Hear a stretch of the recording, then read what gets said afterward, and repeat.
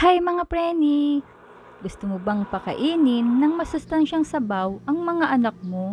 Halika at magluto tayo ng napakasarap na soup. Affordable lang ang mga sangkap at napakadali pa nitong lutuin. Tara, umpisahan na natin.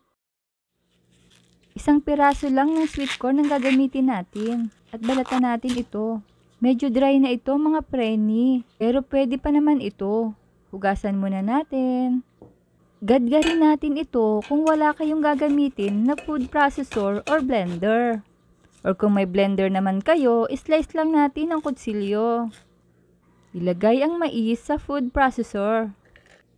Lagyan ng 1/2 cup of water. I-blend lang natin ng 5 segundo. Ganito lang dapat ang itsura niya, durog lang ng bahagya. Itabi muna. Kailangan natin ng 4 cloves of garlic. Pitpitin para lumabas ang katas at hiwain ng maliliit.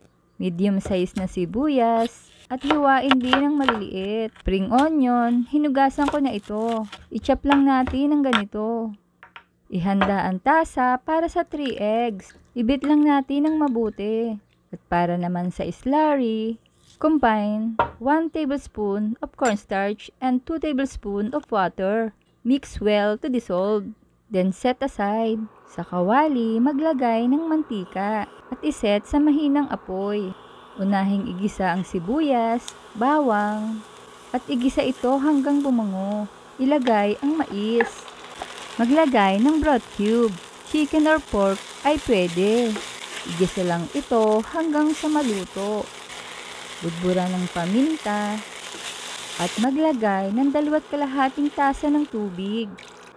Haluin, takpan at pakuluan. Pag kumulo na, ibuhos ang pangpalapot o slurry.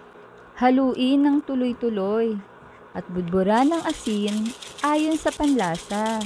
Haluin at maaari nang patayin ng apoy. Saka natin ilalagay ang beaten eggs. Haluin lang ng ganito. Ayan, okay na. Sprinkle with spring onion. Oy, ang bango. Ilipat na natin sa serving bowl habang mainit pa. Eto na ang ating masustansyang corn and egg soup. Maganda talaga itong ipakain sa mga bata dahil nakakatulong ito sa digestion.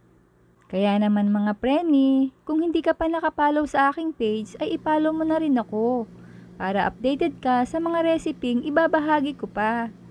Huwag kalimutan, cook with love. Thanks for watching. Bye-bye!